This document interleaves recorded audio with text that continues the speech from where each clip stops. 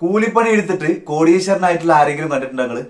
ന്യൂസിലാൻഡിലും സിംഗപ്പൂരിലും ഒന്നും അല്ല, നമ്മുടെ കൊച്ചു കേരളത്തിൽ. എന്നാ അങ്ങനെ ഒരാളുണ്ട്, കണ്ടോളി. ഇത് എന്റെ വീട്ടില് പണിക്ക് വന്നിട്ടുള്ള ഒരു കോടീശ്വരനാട്ടോ. ആ, എന്താ പേര്? പേര് സൈഫുൽ ഇസ്ലാം. സൈഫുൽ ഇസ്ലാം എന്നാണ് പേര്. അസം എന്നാണ്. അസം. മലയാളം ഉഷാറായിട്ട് സംസാരിക്കും. 20-ാം വയസ്സിൽ വന്നിട്ട് 26 വർഷത്തോളം നമ്മുടെ കേരളത്തില് പണിയെടുത്തുകൊണ്ടിരിക്കുകയാണ്. ഇവിടുന്ന് ജോലി എടുത്തിട്ട് മുപ്പര് വീട്ടില് 2 ഏക്കർ സ്ഥലം. 2 ഏക്കർ സ്ഥലം. ഓ മാഷാ അല്ലാ. എത്രയാണ് സെന്റിന് വില? 3 ലക്ഷം. വേലായി കിട്ടും. അപ്പൊ 2 ഏക്കറാന്ന് പറയുമ്പോ എത്രയായി? 6 കോടി. മാഷാ അല്ലാ. ആള് റിച്ച് ആണ് കേട്ടോ, കോടീശ്വരനാണ്. പിന്നെ ഇവിടെ വന്നതിന് ശേഷം വീടൊക്കെ വെച്ചു അല്ലെ? വലിയ വീടൊക്കെ വെച്ചു വീട് അല്ലേ? എത്ര റൂമൊക്കെ ഉണ്ട് വീട്ടില്? 5 റൂം, 5 റൂം, 5 ബാത്റൂം. മാഷാ അല്ലാ. ഓക്കെ, പക്ഷെ ഇവിടെ നല്ല കൂലി കിട്ടും അല്ലെ? മരം വെട്ടാൻ പോയി കഴിഞ്ഞാൽ തന്നെ 2000 രൂപ കിട്ടും അല്ലെ? കണ്ടില്ലേ? 20-ാമത്തെ വയസ്സിൽ ആള് കേരളത്തിൽ വന്നിട്ട് ഇപ്പൊ 26 വർഷമായി. 26 വർഷം കൊണ്ട് സെന്റിന് 3 ലക്ഷം രൂപയിൽ കൂടുതൽ വില വരുന്ന 2 ഏക്കർ സ്ഥലം വാങ്ങിച്ചു എന്നാ പറയുന്നത്. 6 കോടി രൂപ. നമുക്കത് എത്രത്തോളം ശരിയാണെന്ന് നോക്കിയാലോ.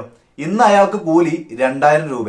26 വർഷം മുന്നേ ശരാശരി മലയാളിയുടെ ഒരു ദിവസത്തെ കൂലിപ്പണിക്കാരന്റെ കൂലി എന്ന് പറയുന്നത് 150, 100, 160, 170 ആ റേഞ്ചിലുള്ള കൂലിയാ വരിക.